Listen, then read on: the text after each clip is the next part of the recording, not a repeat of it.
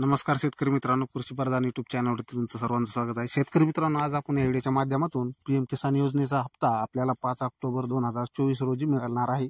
तर शेतकरी मित्रांनो, आपण आता या व्हिडिओमध्ये जाणून घेणार आहोत की आपल्याला त्यासोबत नमो शेतकरी योजनेचा हप्ता सुद्धा मिळणार आहे की नाही।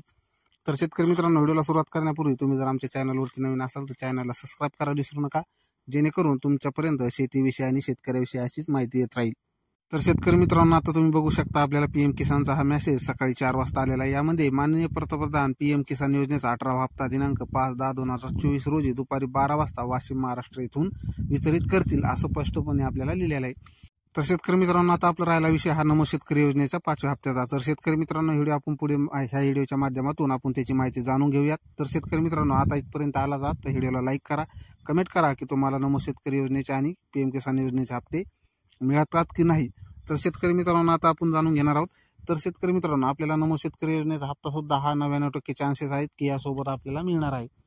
तर भरपूर शेतकऱ्यांना आता 18व्या हप्त्यासाठी आपल्याला ई-केवायसी करणं गरजेची होती पीएम किसानची। अशा शेतकऱ्यांनी, ज्या शेतकऱ्यांनी ई-केवायसी केली नाहीत, याच्यातील भरपूर शेतकरी या पीएम किसान योजनेच्या 18व्या हप्त्यामध्ये वगळणार आहेत। तर शेतकरी मित्रांनो, तुम्ही जर तुमच्या पीएम किसान योजनेची ई-केवायसी केली नसेल तर आम्ही त्याच्यासाठी एक खास असा व्हिडिओ बनवलेला आहे। पीएम किसान योजनेची ई-केवायसी कशी करायची, त्या व्हिडिओची लिंक आम्ही या व्हिडिओच्या डिस्क्रिप्शन बॉक्स आणि कमेंट बॉक्समध्ये दिलेली आहे, आणि आय बटनमध्ये सुद्धा तुम्हाला तो व्हिडिओ पाहायला मिळेल।